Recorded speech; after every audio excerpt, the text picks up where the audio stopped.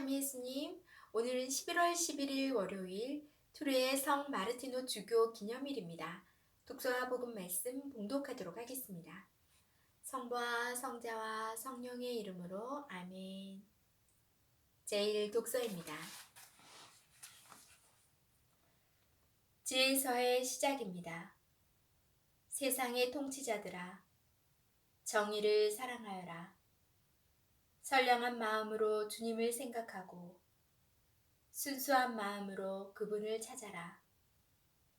주님께서는 당신을 시험하지 않는 이들을 만나주시고 당신을 불신하지 않는 이들에게 당신 자신을 드러내 보이신다. 비뚤어진 생각을 하는 사람은 하느님에게서 멀어지고 그분의 권능을 시험하는 자들은 어리석은 자로 드러난다. 지혜는 간악한 영혼 안으로 들지 않고 죄의 얽매인 육신 안에 머무르지 않는다. 가르침을 주는 거룩한 영은 거짓을 피해가고 미련한 생각을 꺼려 떠나가 버리며 불의가 다가옴을 수치스러워한다. 지혜는 다정한 영, 그러나 하느님을 모독하는 자는 그 말에 책임을 지게 한다. 하느님께서 그의 속 생각을 다 아시고 그의 마음을 샅샅이 들여다보시며 그의 말을 다 듣고 계시기 때문이다. 온 세상에 충만한 주님의 영은 만물을 총괄하는 존재로서 사람이 하는 말을 다 안다. 주님의 말씀입니다. 하느님 감사합니다. 복음 말씀입니다. 루카가 전한 거룩한 복음입니다.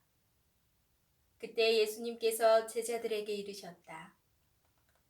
남을 죄짓게 하는 일이 일어나지 않을 수는 없다. 그러나 불행하여라. 그러한 일을 저지르는 자, 이 작은 이들 가운데 하나라도 죄짓게 하는 것보다 연자매를 목에 걸고 바다에 내던져지는 편이 낫다. 너희는 스스로 조심하여라. 내 형제가 죄를 짓거든 꾸짖고 회개하거든 용서하여라. 그가 너에게 하루에도 7번 죄를 짓고 7번 돌아와 회개합니다 하면 용서해 주어야 한다. 사도들도 주님께 저희에게 믿음을 더하여 주십시오 하고 말하였다. 그러자 주님께서 이르셨다.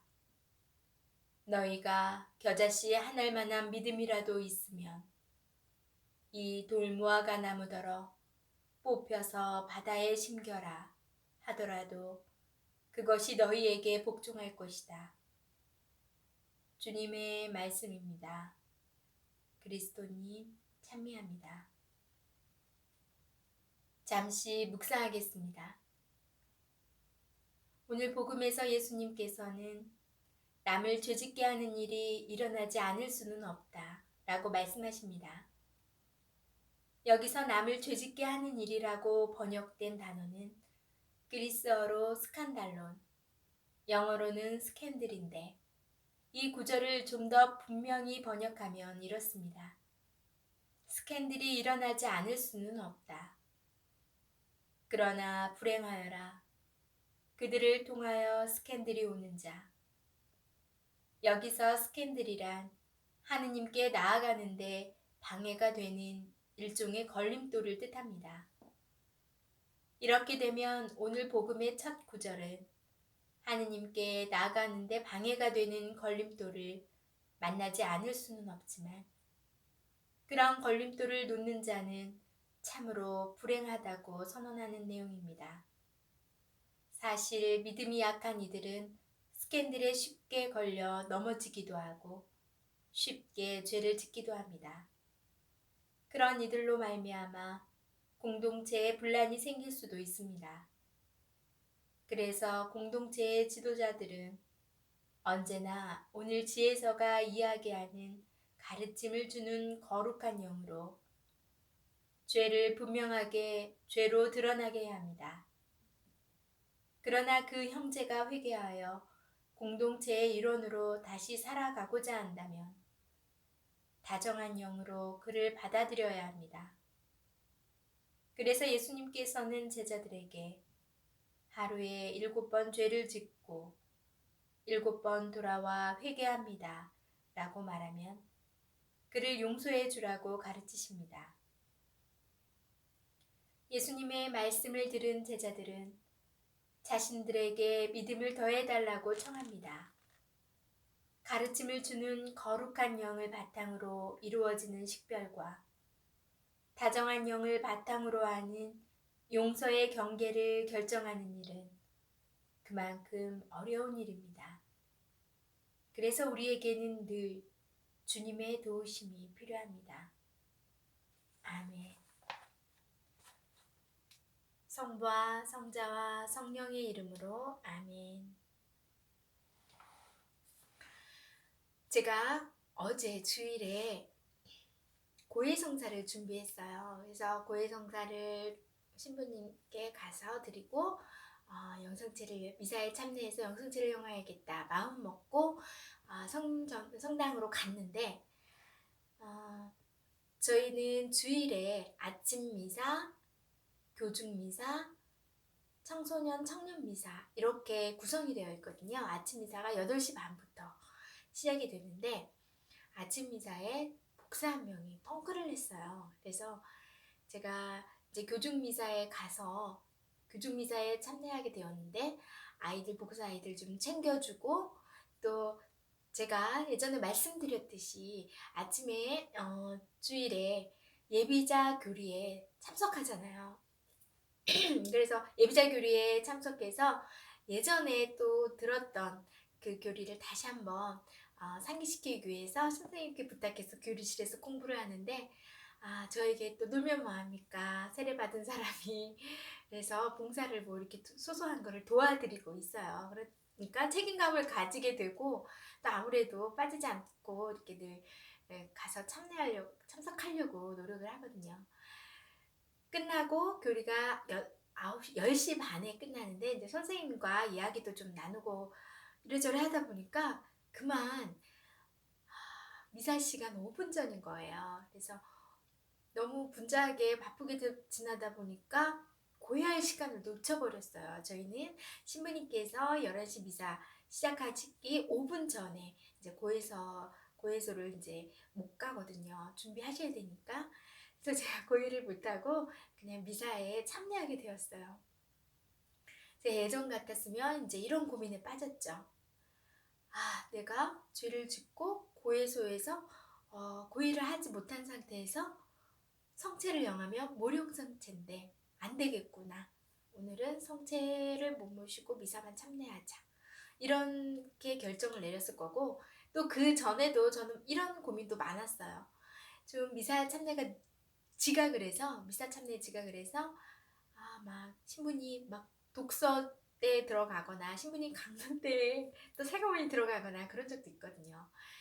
되게 제 개인적인 일정 때문에 그렇지만 너무 죄송했거든요. 이거는 이 상태로는 영성체를 할 수 없어. 그리고는 이게 못하고 조용히 그 시간 성가만 부르고 영성체 할 때 그랬었는데 그리고 그게 맞다고 생각했어요. 예전에 다른 분들한테 들었을 때 할 수 없다. 그거는 자세가 안 됐다. 그래서 그랬었는데 어제는 제가 영성제를 했어요. 제 왜 마음이 변했냐면 얼마 전에 어느 신부님의 또 말씀을 듣고 마음이 변하게 됐어요. 근데 그 신부님께서도 이러한 신자들의 궁금한 점에 대해서 질문이 들어왔을 때 이렇게 대답을 하셨다는 거예요. 빵값을 냈으니 빵을 드시고 가세요. 밥값을 냈으니 식사하시고 가세요. 이 말씀은 비유를 통해서 직접적으로는 말씀을 하시지 않으셨지만 그 말씀 안에는 너의 죄보다 하느님의 사랑이 더 크다. 어느 것이 주님이 더 기뻐하실 일이겠니? 라는 질문으로 저는 들렸거든요.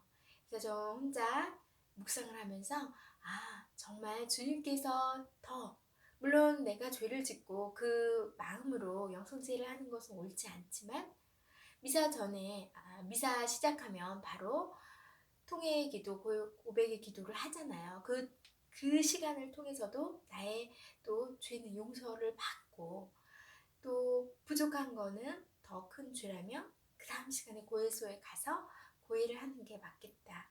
이 시간에, 이 미사 시간에 영성제를 하는 게 주님께서 보시기에 더 기뻐하실 것 같다 라는 생각이 들었고 판단이 들어서 제가 일이 있어서 좀 지각하거나 이렇게 고해를 못하고 그냥 미사에 참여했을 때 그냥 주님을 만나는 게 더 낫구나라는 판단을 내렸고 앞으로도 그래서 그렇게 할 예정이에요. 지구의 우리 인간의 문명이 엄청난 발전을 했지만 우주의 시작과 끝을 거리를 잴 수 있고 그거를 그걸 찾을 수 있을까요? 아직 거기까지는 인간이 할 수 없는 영역이라고 그러더라고요. 과연 우주의 시작과 끝이 있을까? 하지만 이렇게 인간이 할 수 없는 무한한 그런 거에 하느님은 그것을 창조하신 분이니 얼마나 넓으신 분인가. 정말 무한한 사랑과 끝없는 사랑과 영원한 사랑을 가지신 분이시다. 우리 인간의 소소한 잣대로 하느님을 그냥 찌짜한 분으로 만들지 말자라는 생각이 들었습니다. 네, 여러분들도 혹시 저와 같은 경우가 있다면 더 중요한 게 하느님이 더 기뻐하실 일이 무엇인가 더 묵상해 보시고 그렇게 신앙생활 하셨으면 좋겠습니다. 오늘 하루도 주님 안에서 주님의 사랑 또 마음껏 은총 듬뿍 받으시고 사랑을 실천하시는 하루가 되시길 바랍니다. 전 내일 다시 만날게요.